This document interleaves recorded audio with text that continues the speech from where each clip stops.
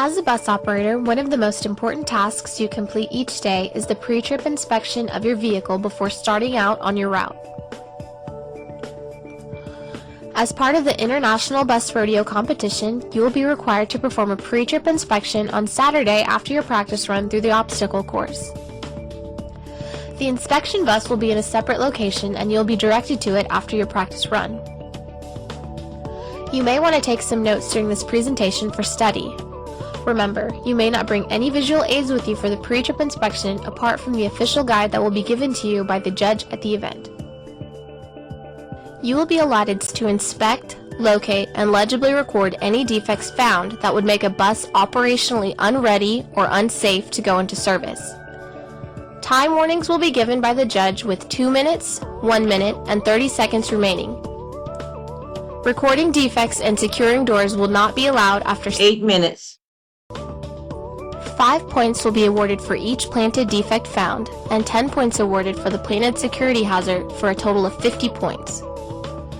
Remember, each defect found must be legibly recorded on your pre-trip guide. When you are finished, the judge will go over the defects you have found and record it on your guide. Before we cover the pre-trip process, let's go over some important do's and don'ts. First, the don'ts.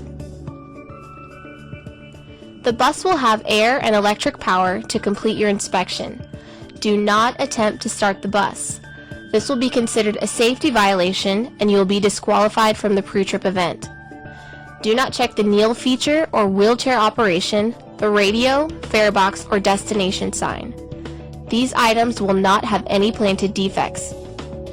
Do not check under the bus for defects or open the engine or battery compartments. Do not check the exterior for body damage or paint problems. Equipment where multiple defects are possible will only be counted once. For example, seats, windows, and lights. Front and rear windows, headlights, taillights, brake lights, mirrors, and turn signals will each be counted as separate defects. It is very important that you leave the equipment as you found it. 1 point will be deducted for each instance where the bus is not returned to its original condition. For example, lights left on, master switch on, windows or hatches left open that were originally closed. Remember that you only need to identify the defect. There is not a need to go into detail of why and how. At the end of the inspection, you will have an opportunity to outline and agree on the defects you have written down with the judge. No points will be awarded for defects found that were not planted. Now let's focus on some of the things you will need to do. Have a planned method of how you are going to complete the inspection. A starting point and ending point similar to what you have at your own property is the best idea. Remember, you will have 8 minutes to complete this test. As you enter the front door, you may want to check for broken or missing glass. The curbside mirror should be intact and functional. As you move to the operator's area, check for loose or missing interior mirrors and stanchions.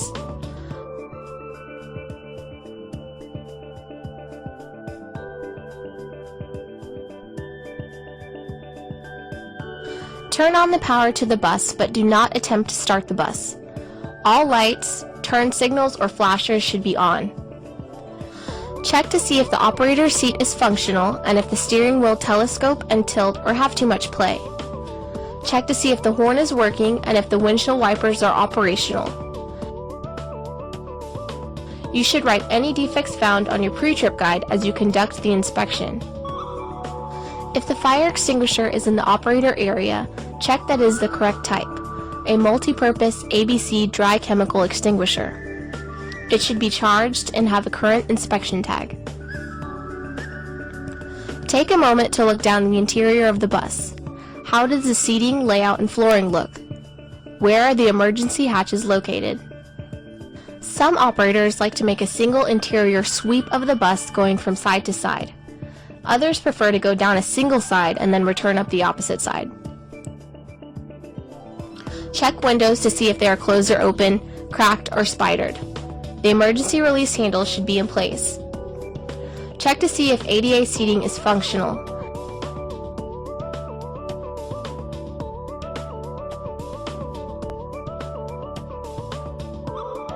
The securement belt should be in place and operational.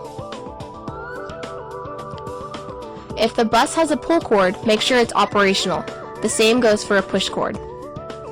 All passenger seats and stanchions should be checked throughout the bus, in case they are loose or broken or simply missing.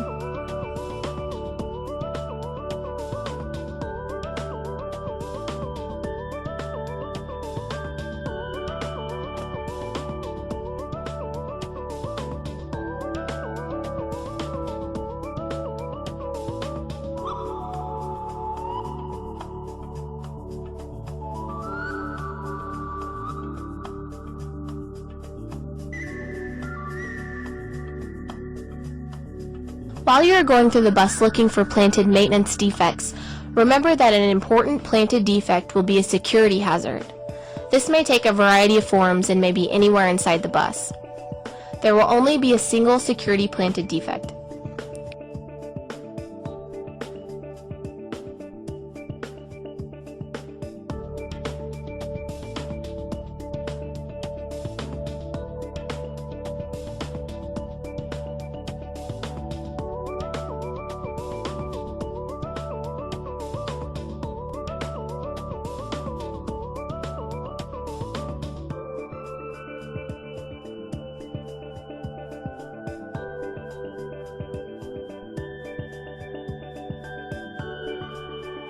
Going outside of the bus, your focus changes. At the front of the bus, check to see if your lights are on and working, and make sure your flashers are working.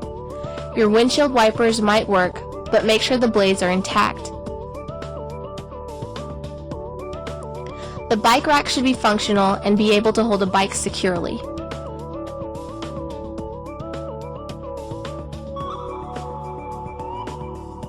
Moving to the traffic side of the bus, check clearance lights and flashers.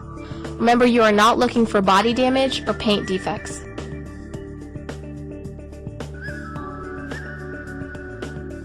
Check the condition of the tires. The lug nuts should be in place to secure the wheel.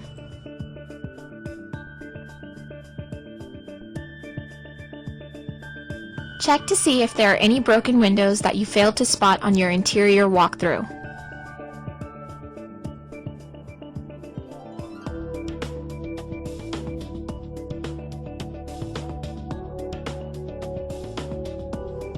Make sure you have a set of rear duals.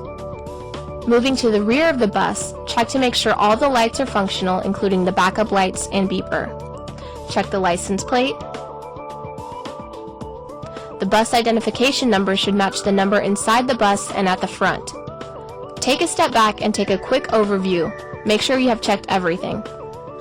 Moving to the curb side of the bus, again check clearance lights, flashers, tires, and lug nuts.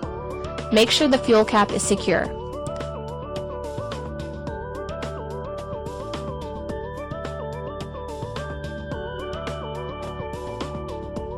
The event judge will have given you time reminders so you will be aware of how much time you have left.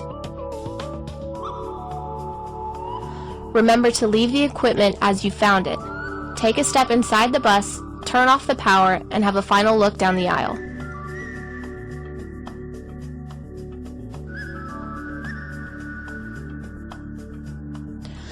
If you're finished, let the judge know you have completed the event. If the judge tells you that the 8 minutes have been reached, then you must stop. Recording defects and securing doors will not be allowed after the time has elapsed. You will be asked to hand in your inspection guide and given an opportunity to confirm what you have written down as a defect with the judge. Do not discuss the event with others until the pre-trip inspection is completed by all competitors.